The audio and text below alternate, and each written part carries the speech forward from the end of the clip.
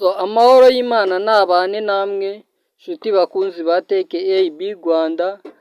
Muri iyi videwo tugiye kureba ese ni gute, ni iki wakora kugira ngo umuntu ukohereje mesaje bwa mbere nawe ajye ahita abona indi mesaje, kabone n'ubwo waba utari kuri interinete cyangwa utari online. Umuntu acyohereza mesaje nawe ajya ahita ahabwa mesaje yuko yakwandikiye. Ibi ngibi bishobora kuzaba n'igihe wowe utari kuri interineti.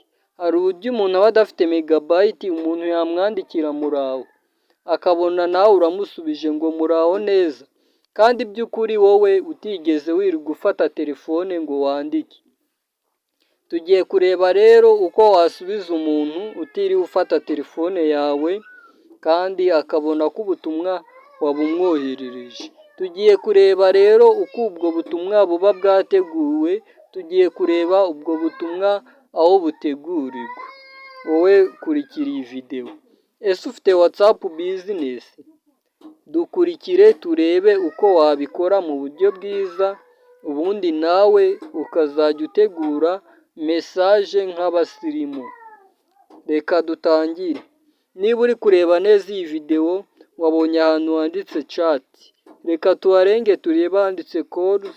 Reka na calls tuharenge turebe handitse updates. Reka tureke updates kuyigire kuri tools.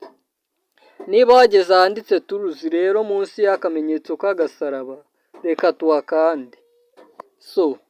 Wahakanze, niba wahakanze rero hari ikintu tugiye kureba. Tugiye kureba ese ni gute wakora message cyangwa greeting message. Tugiye gukanda hano handitse greeting message, munsi ya liste ngira ngo urahabona, reka tuze dukandeho. Ngira ngo wahageze neza. Ahangaha niho utegurira ya message umuntu wese ukwandikiye azajya ahita abona, akavuga ati uyu muntu ni umusirimu, ni seriye, afite message imeze neza. By'umwihariko ku bantu mukora business, nimero za telefone zanyu zigomba kuba zifite message umukiriya uje agomba guhita abona kugira ngo ataza kurambirwa. Ahangaha rero nta kindi tugiye gukora. Urabona handitse ngo send greet message. Hari akantu turaza tugakandeho. Urabona ko karafungutse. Kakimara gufunguka handitse ngo greeting message. Ahangaha turaza dukore kuri aka gakaramu kahari. Ngira ngo nawe wakabonye. Ukimara kubona aka gakaramu, urabona ko harimo amagambo ariko tugiye kuza tuyasibe. Urabona bahise batubwira ngo set greeting message. Ushobora gushyiramo aveta, ugashyiramo yego, ukaba washyiramo utu tumenyetso, birakunda. Noneho kwebwe reka dutangire dushyiremo greeting message yayo. Reka twandike gutya ngo muraho neza.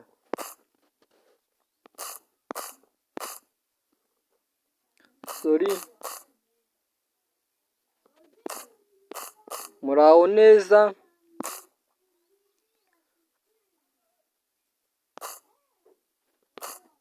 Yego, ngira ngo urabona uko tuyanditse kuri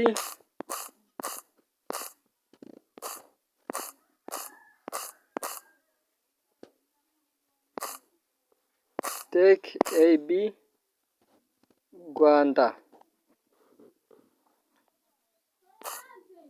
Urabona iyi message kwanditse ngo muraho neza kuri TKAB Rwanda. Umuntu wese uzajya ukwandikira azajya ahita abona iyi message. Uyu muntu nabona iyi message azahita abona ko dufite gahunda. Wowe nawe ushobora kwandika ibindi bintu. Yego, ushobora gutegura ubutumwa bwawe mu bundi buryo bwose. Noneho rero tugiye kuza handitse recipient, dukandeho. Ahangaha rero baba bibaza ngo ese ni bande bagomba kubona ubwo butumwa. ni buri muntu, everyone not addressing book. So ibyiza rero ni uko buri muntu wese ukwandikiye yazajya abona ubutumwa. Karekera hejuru kuri honor everyone cyangwa ngo honor ukamuhitamo, so ushaka ko azajya abubona, ariko biba byiza iyo buri muntu wese aje akabona ko uri seriye, ufite WhatsApp channel, WhatsApp number yubakitse neza. Iyo umaze gushyira ubutumwa bwawe rero muri WhatsApp gutya, uraza ugakanda save. So noneho rero nawe nyandikira kuri WhatsApp kuri 0798468890 kugira umenye ko ibi bintu bikora. Nyandikira kugira ngo umenye ko ibi bintu bikora. Ngaho rero andika muri komenti uvuge ngo ndahari nimba ugeze aka kanya turi kumwe. Kanda subscribe rero niba ari ubwa mbere wari ugeze aha, urebe na video zagiye zibanza muri description. So turaza kugushyira video muri description igaragaza uko wakumira abantu bagushyira muri group utabahaye uburenganzira. Kandi nanone muri description turagushyiramo video ikwereka intambwe ku yindi uko wabasha gufungura group WhatsApp.